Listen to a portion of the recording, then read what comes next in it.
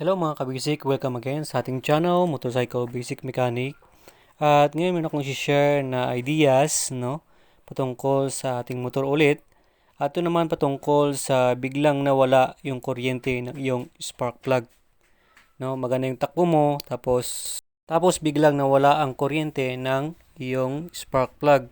Nung chinek mo ito, binunot mo yung spark plug mo, and then syempre binody ground mo, tapos walang lumalabas na kuryente sa yung spark plug. So may tatlong bagay akong i-share na kung saan baka ito na yung problema ng iyong motor, no? Biglang nawala ang kuryente. So ngayon ay syempre unang-una ang ating spark plug cap. Yan ay didaloyin ng ating high tension wire galing sa ating ignition coil.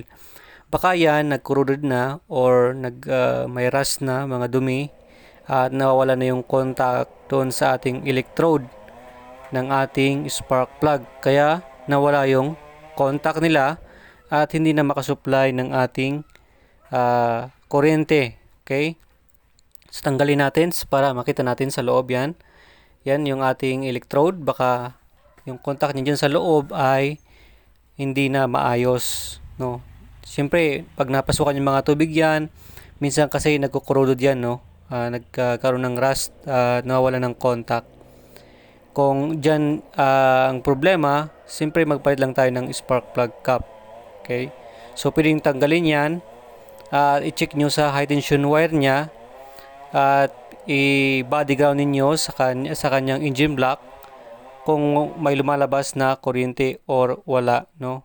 Pag may lumabas dyan na kuryente sa high tension wire, automatic yung ating spark plug cap yung sira ng ating motor. Okay?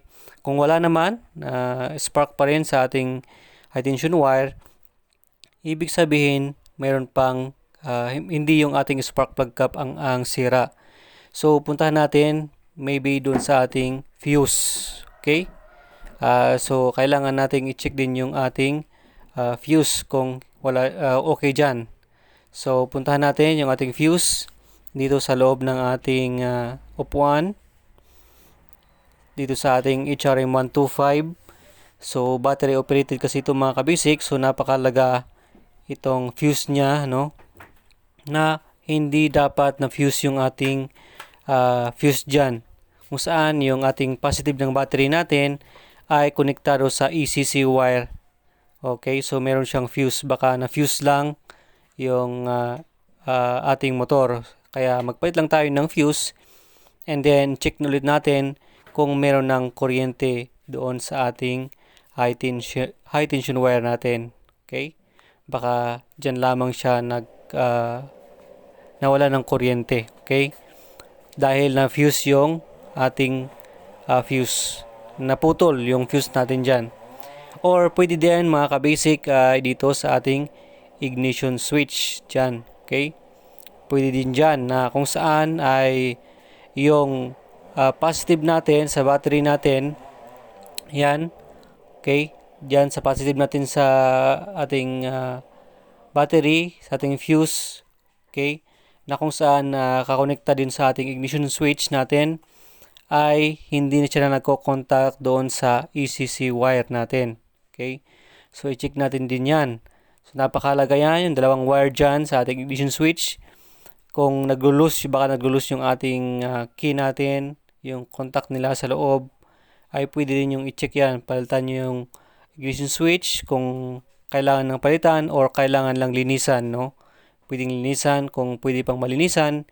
Kung hindi na, ay palitan na yung ignition switch kasi baka dyan naglo-loose yung ating connection. Kasi yung ECC wire natin ay kumonekta sa ating CDI. Okay, na yung CDI natin, yun ngayon nagbibigay ng power dun sa ating ignition coil. Okay, kasi battery operated tayo, yung ECC wire natin, yun yung pinaka main na power ng ating CDI. Okay?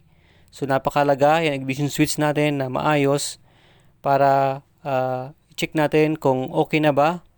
Kung pinalitan natin yan o nilinis natin kasi corroded na pala siya, may mga rust na, hindi maayos yung contact, galaw-galawin nyo yung ignition switch yung key natin.